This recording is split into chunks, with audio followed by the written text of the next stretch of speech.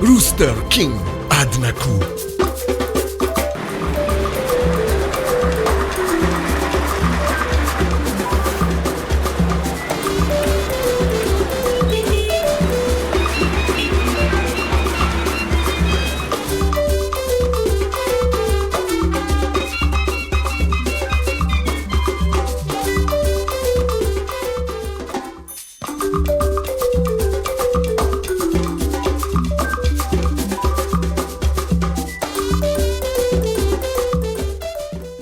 Zany hoe fa ino tokoa moa zany tena ataon'le rooster king sy ny ataony.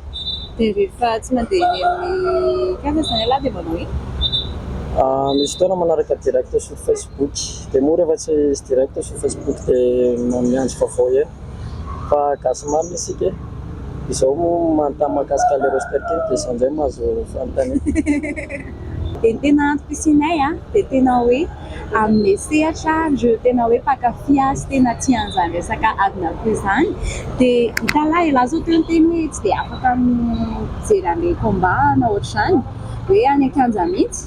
Dia izay no tena antom-pisinay nampihinay mihitsy hoe afaka manaraka an'ilay direct ny mpitsia Adinakoho amin'ny alalan'ny tambazotra serasera na ny Facebook izany dia afaka mampita an'izay en direct ny rooster king. Fa tsara mariana kely fotsiny izay tena hoe juste hoe mibazinay mampita an'ilay izy hoe direct fotsiny fa izay tsy organisateur de combat.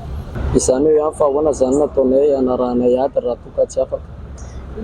Eny tena efa tsapanay hoe efa betsaka ny maniry ary tena hoe manaraka hoe te hanaraka an'ilay ady ny kianja.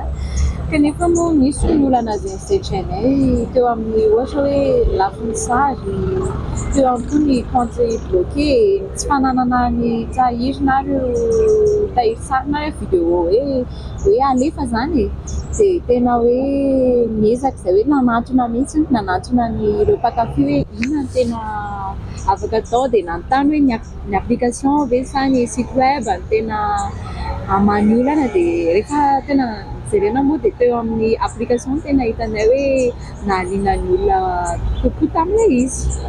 Izany hoe hamokatra application fanarahana en direct ve zany ianareo?